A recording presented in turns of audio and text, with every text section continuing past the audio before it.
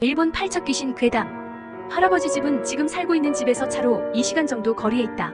평범한 농촌의 농가인데 그 시골 분위기가 썩 좋아서 고등학교 때 오토바이를 타기 시작했을 때부터 가끔씩 혼자서도 놀러가곤 했다. 갈 때마다 할머니와 할아버지도 잘 왔다며 반겨주었다. 하지만 마지막에 그곳으로 간 것이 고3 올라가기 직전이었으니까 벌써 10수년은 가지 않고 있다. 여기서 알아야 할 것은 가지 않은 것이 아니라 가지 못한 것이다.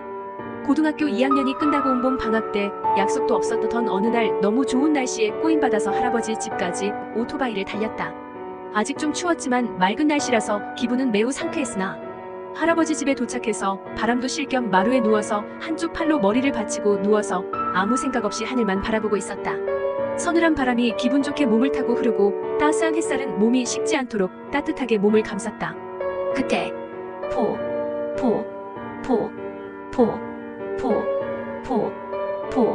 하고 묘한 소리가 들려왔다. 기계음 같은 게 아닌 사람이 입으로 내는 소리 같았다. 그것도 포인지 왠지 구별이 잘 안 가는 포와 보 사이 정도의 소리. 뭔가 하고 두리번거렸더니 울타리 위로 챙이 넓은 새하얀 여자 모자가 올라와 있는 것을 발견했다. 울타리 위에 모자가 올려져 있는 것은 아니었다. 모자는 그대로 옆으로 움직였고 울타리가 끝나는 곳까지 오자 한 여자가 나타났다. 여자의 몸이 울타리에 가려서 보이지 않았던 것뿐이고 모자는 그 여자가 쓰고 있었던 것이다. 그 여자는 모자 색과 같은 새하얀 원피스를 입고 있었다. 하지만 울타리의 높이는 2m가 넘는데 그 울타리보다 키가 더 크려면 도대체 키가 몇일까 별 생각도 않으면서 그냥 멍하니 뒷모습을 바라보니 결국 시야에서 사라졌다. 아, 그리고 여자가 사라지자 포 하는 소리도 들리지 않았다. 그때는 원래 키가 큰 여자가 엄청나게 밑창이 두꺼운 부츠나 힐을 신었다거나 키 큰 남자가 여장이라도 했나 보다 하고 대수롭지 않게 생각했다. 그날 오후 논에서 돌아온 할머니 할아버지와 이야기하다가 문득 그 일이 생각이 나서 말했다. 아까 엄청 큰 여자 봤는데 남자가 여장이라도 했을까? 라고 해도 아, 그러냐? 라며 별로 관심이 없어 보였다. 울타리보다 키가 더 컸어. 모자를 쓰고 포 라고 이상한 소리도 내면서 걸어다니던데 할머니와 할아버지는 말 그대로 그냥 얼어붙었다. 그러더니 할아버지가 몹시 흥분하면서 언제 봤냐, 어디서 봤냐, 울타리보다 키가 얼마나 컸냐며 약간 화난 듯 이 질문을 쏟아붓는 것이었다. 할아버지의 그런 모습에 약간 당황하면서도 내가 질문에 대답을 마치자 할아버지는 굳은 얼굴로 깊이 생각하더니 옆방으로 가서 누군가에게 전화를 걸기 시작하였다. 전화로 무슨 이야기를 하는지 들리진 않았지만 내 앞에 앉아있는 할머니는 떨고 있는 것이 분명했다. 할아버지는 전화를 끝내고 방으로 돌아와서 오늘 밤은 자고 가라고, 아니 무슨 일이 있어도 집으로 못 보내게 되었다고 말했다.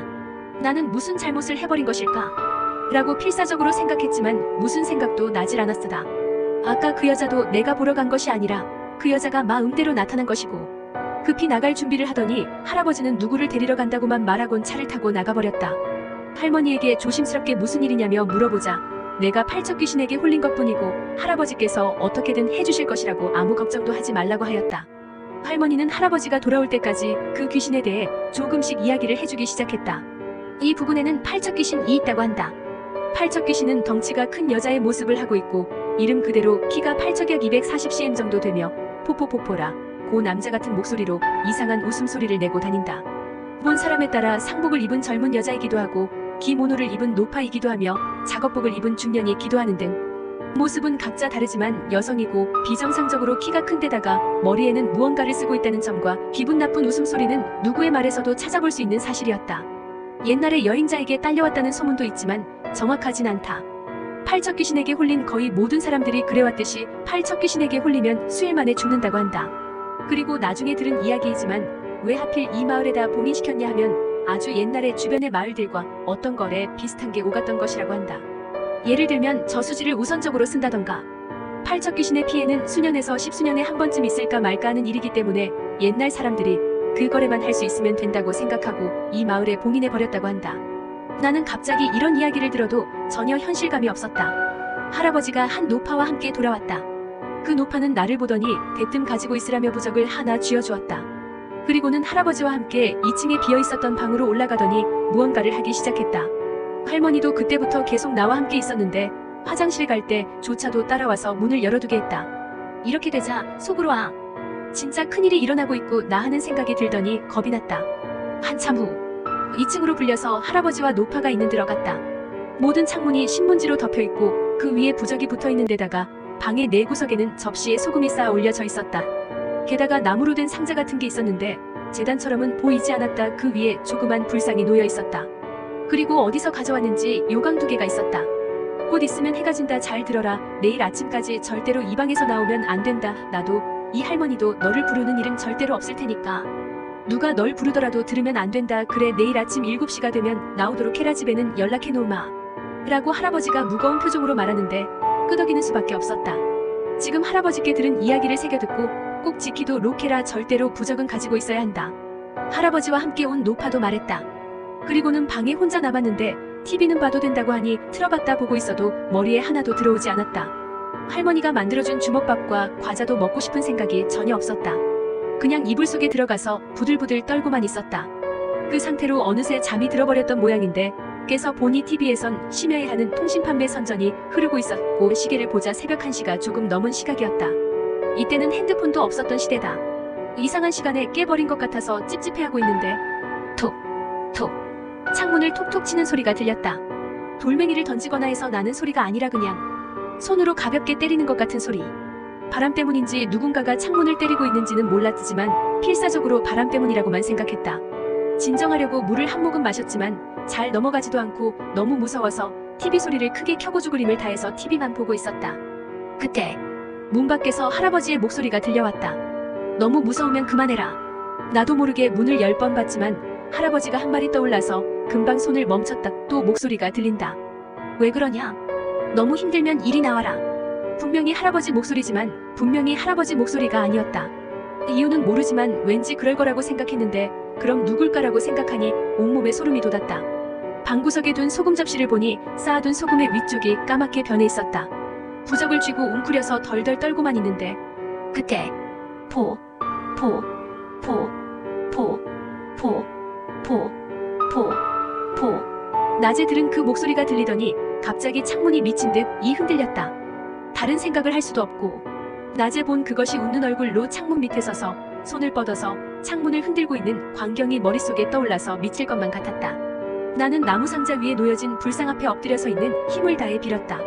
살려달라고. 정말 길고도 긴 밤이었지만 아침은 와 있었다. 눈을 뜨자 켜놓았던 TV에서는 아침 뉴스를 하고 있어서 다 화면 구석에 표시되는 시간은 7시 13분. 창문을 두드리는 소리도 그 목소리도 들리지 않았다. 나는 어느샌가 기절했었던 것 같다. 방구석에 놓아둔 소금은 전체가 새카만 게 변해 있었다. 혹시 몰라서 내 시계를 봐도 같은 시간이었기 때문에 조심스럽게 방문을 열자 그곳에는 할머니와 노파가 기다리고 있었다. 다행이다 다행이다며 울고 있었다. 1층으로 내려가자 아버지도 와 있었다.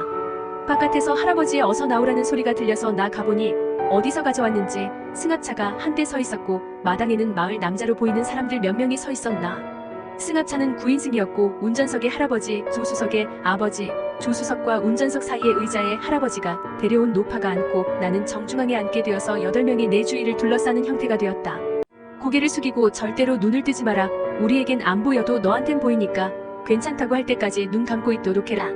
내 오른쪽에 앉은 50살 정도 돼 보이는 사람이 말했다. 차가 달리기 시작했다. 얼마 동안 달리자 조수석에 앉아있던 노파가 여기서부터가 고비라며 연부를 외기 시작했는데 갑자기 창 밖에서 포, 포, 포, 포, 포, 포, 포. 또 그 소리가 들려왔다.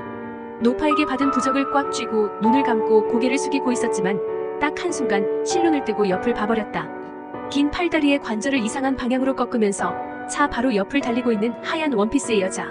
머리는 창문보다 높은 곳에 있어서 보이지는 않았지만 차 안을 들여다보려는지 몸을 굽히려고 하자 나도 모르게 히 하는 소리가 났다. 보지 말아라. 옆에 앉은 사람이 화난 듯이 말했다. 놀라서 눈을 꼭 감고 부적을 더욱 세게 쥐고 있었다. 콩, 콩, 콩, 엥. 유리창을 때리는 소리가 들리기 시작했다. 내 주위에 앉은 사람들에겐 저것의 모습은 보이지 않아 도 목소리는 들리지 않아도 소리는 들리는 모양이었다. 점점 숨이 가빠지는 사람도 있고 창문을 두드릴 때마다 악 하고 소리를 지르기까지 했다. 그러면서도 어찌어찌 마을의 지장이 세워진 곳밖까지 도착하고 먼저 세워둔 아버지의 차로 옮겨 타기 위해서 차에서 내렸다. 할아버지는 따라와준 남자들에게 고개 숙이며 인사를 하고 있었고 부적을 쥔 손을 펴려고 해도 손가락이 굳은 것처럼 잘 펴지질 않았다. 구겨진 부적은 새까맣게 타들어 간 것처럼 변해 있었다. 노파와 할아버지는 이 마을만 빠져나가면 팔척 귀신은 절대로 쫓아오지 못하니 괜찮을 것이라고 말했다. 노파는 그래도 혹시 모르니 가지고 있으라며 부적을 써주었고 나와 아버지는 그 길로 집으로 돌아왔다. 아무것도 바뀐 것이 없는 일상으로 돌아와 적응을 하고 그 후로 10수년간 가위 한번 눌리지 않고 살았다.